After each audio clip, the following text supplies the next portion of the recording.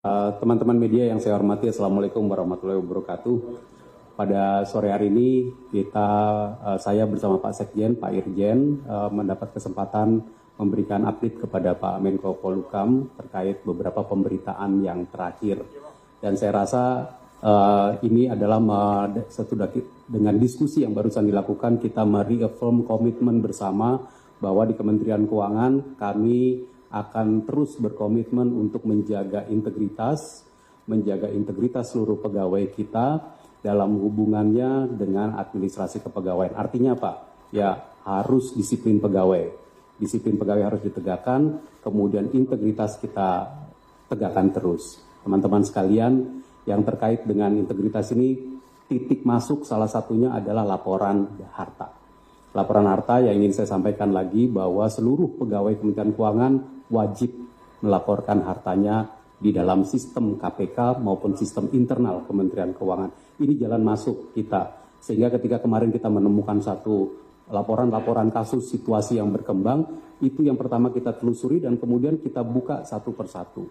Teman-teman, yang terkait dengan pencucian uang menjadi satu bentuk yang tentu tindak lanjutnya perlu ditangani oleh aparat penegak hukum. Dan kalau untuk kasus yang kemarin, ternyata ada keluarga yang memiliki perusahaan, ada keluarga yang memiliki harta-harta lain yang tidak dilaporkan, yang terkait sama perusahaan, ya kita buka pajaknya. Dan itu yang kemudian sekarang berkembang sehingga laporan-laporan pajaknya menjadi jalan masuk juga berikutnya. Terkait dengan laporan dari PPATK, saya bisa sampaikan bahwa Kementerian Keuangan dengan PPATK itu memiliki dua stream kerjasama. Stream yang pertama adalah kita selalu meminta kepada PPATK untuk memberitahu kita untuk individu-individu pegawai yang memang sedang mau promosi, akan mutasi, ada laporan, ada dugaan fraud, kita minta informasi kepada PPATK. Dan ini bentuk kerjasama yang luar biasa yang memang sudah dilakukan secara terus-menerus dengan PPATK dari tahun 2007. Sejak tahun 2007 sampai dengan sekarang ada 266 pertukaran laporan yang disampaikan PPATK kepada kami maupun yang diminta oleh Kementerian Keuangan kepada PPATK. Selain stream pertama itu, yang nanti biasanya itu rinci sekali transaksi dan juga analisis. Selain itu, kita juga memiliki stream di mana Direktorat Jenderal Pajak dan Direktorat Jenderal Bea Cukai juga memiliki koneksi dan kerjasama langsung dengan PPATK dalam rangka optimalisasi pengamanan dan memastikan hak dari penerimaan negara. Nah, ini biasanya adalah terkait dengan wajib pajak, wajib bayar, atau pihak-pihak yang seyogianya membayar pajak, membayar bea, penerimaan kepabeanan kepada negara. Dan ini tadi yang disampaikan oleh Pak Menko, dari data yang kita miliki sekarang, Kementerian Keuangan melalui kerjasama ini telah dapat merecover, meminta kembali pembayaran sebesar 7,08 triliun rupiah. Tentu ini adalah bentuk dari kita menegakkan aturan melalui pemeriksaan kepabeanan dan juga pemeriksaan pajak. Kerjasama ini juga kami apresiasi dengan PPATK dan tentu akan kita lanjutkan.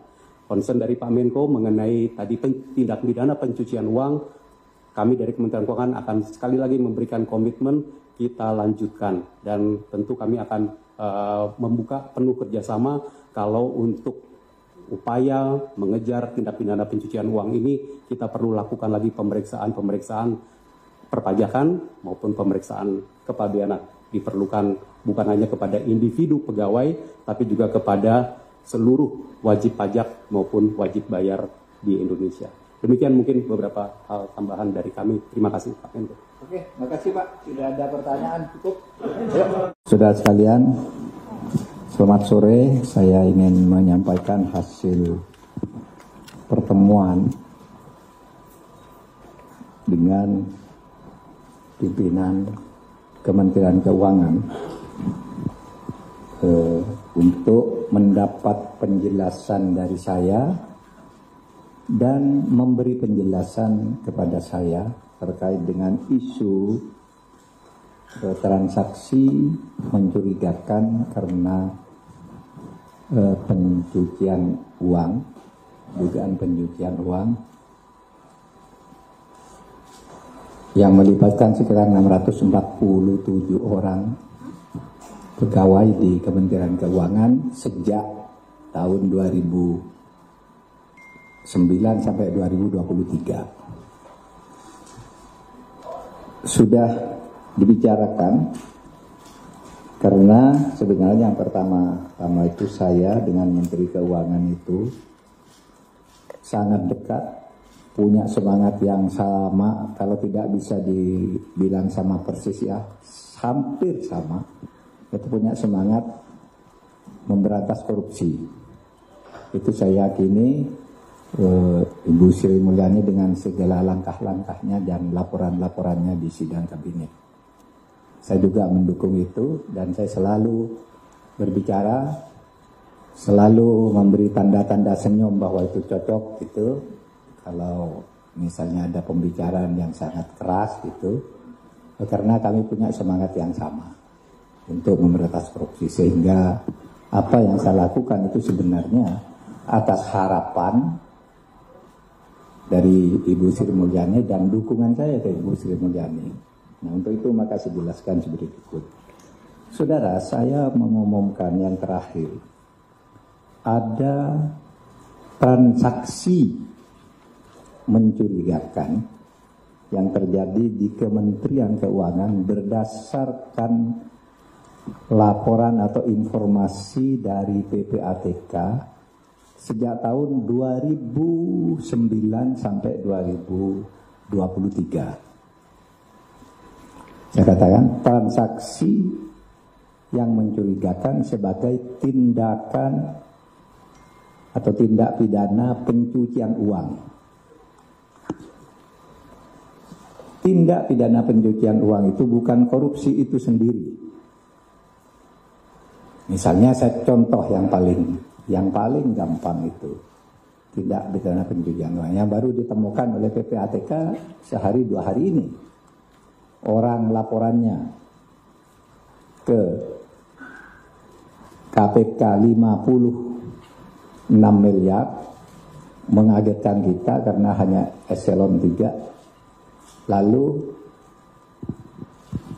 kita cari, LHP-nya 23 LHKN ya, LHKPN itu 56 golongan 3. Lalu saya tanya ke PPATK karena saya ketua komite pengendalian tindak pidana pencucian uang, pemberantasan tindak pidana pencucian uang. Saya tanya, itu gimana tuh, bener enggak tuh? Lalu dibuka, Pak, ini ada surat tahun 2013. Kami sudah temukan indikasinya bahwa yang bersangkutan diindikasikan melakukan tindak pidana pencucian uang. Gitu. Nah, sudah itu diteliti lagi, besoknya ditemu ternyata 500 miliar. Nah, saudara, yang mungkin korupsinya itu sendiri sedikit. Ya, mungkin 10 miliar atau berapa gitu. Tetapi pencucian uangnya yang banyak. Kalau dia menerima uang misalnya korupsi 10 miliar karena gratifikasi, kan itu lalu kalau di dalam ilmu intelijen keuangan itu adalah di belakang dia anaknya punya rekening berapa, punya perusahaan berapa, uangnya dari mana, istrinya kekayaannya apa, kok sampai punya 6 perusahaan dan macam-macam gitu. Nah, itu yang di dalam undang-undang kita supaya dikonstruksi dalam hukum tindak pidana pencucian uang. Sehingga kalau disimpulkan di Kementerian Keuangan itu memang benar ada masalah-masalah ini, tetapi tidak semuanya benar. Malah benarnya kalau dikaitkan dengan korupsi, itu yang dilakukan oleh Kementerian Keuangan itu sudah berhasil mengembalikan 7,08 triliun dari korupsi, dari kasus-kasus itu. Yang lain ada yang masih berjalan, ada yang sudah divonis oleh pengadilan, ada yang masih berproses, ada yang belum terlaporkan dan sebagainya. Nah, itu yang diumumkan ke publik oleh Menko Polhukam. Tetapi ingat, Menko Polhukam tidak pernah menyebut nama orang dan angka untuk setiap rekening. Misalnya orang saya korupsi, lalu di belakang saya ini ada istri saya punya emas 2 ton, terus anak saya punya showroom, anak saya lagi yang satu. Nah, yang begitu itu yang diduga tindak pencucian uang karena korupsi saya itu tadi, yang beranak pinak gitu. Itu cara menghitung di intelijen keuangan. Itu juga yang saya lakukan ketika membongkar kasus Papua. Kalau dicari korupsi aslinya mana? Tidak ada, tapi kita tahu, bisa dicari itu di belakangnya. Nah itu ketemu, ambil gitu. Nah, saudara sekalian, oleh sebab itu saya tadi sudah mendapat penjelasan dari Bapak Suhasil Nazara, Wakil Menteri Keuangan, Bapak Irjen, Bapak Sekjen Pak Heru, Bapak Irjen Pak Iwan, Pak Awan, dan saya didamping oleh Pak Sugeng Deputi 3. Nah, saudara sekalian, kenapa kami mempersoalkan itu? Karena ada Inpres nomor 2 tahun 2017. Setiap informasi dugaan pencucian uang yang dikeluarkan oleh PPATK itu baik karena permintaan dari instansi yang bersangkutan ataupun karena inisiatif PPATK karena laporan masyarakat. Itu begitu dikeluarkan nanti harus ada laporannya dari instansi yang bersangkutan menurut Inpres. Feedback ya reportnya itu apa gitu. Nah itu tadi, lalu bermacam-macam, ada yang belum, ada yang sudah, dan seterusnya. Jadi tidak benar kalau kemudian isu berkembang di Kementerian Keuangan ada korupsi 300 triliun. Bukan korupsi, pencucian uang. Pencucian uang itu lebih besar dari korupsi, tapi tidak ngambil uang negara. Apalagi dituding ngambil uang pajak, itu enggak. Bukan itu. Mungkin ngambil uang pajaknya sedikit, nanti akan diselidiki. Karena misalnya kami mengambil sampling 7 kasus dari 197 kasus yang dilaporkan itu, 7 kasus itu tindak pidana pencucian uangnya sudah dihitung 60 triliun ya Pak Sugeng. Sudah 60 triliun dari 7 kasus tindak pidana pencucian uangnya. Dan selama ini kita tidak pernah mengkonstruksi kasus pencucian uang itu, padahal kita punya undang-undang. Hanya ada 1, 2, 3 lah ya orang dihukum karena pencucian uang, padahal itu jauh lebih besar dari korupsi. Korupsi itu terkait dengan anggaran negara yang dicuri. Oleh Kementerian Keuangan sudah berhasil dikembalikan 7,08 triliun. Nah yang pencucian uangnya yang 300-an ini akan kita tindak lanjuti.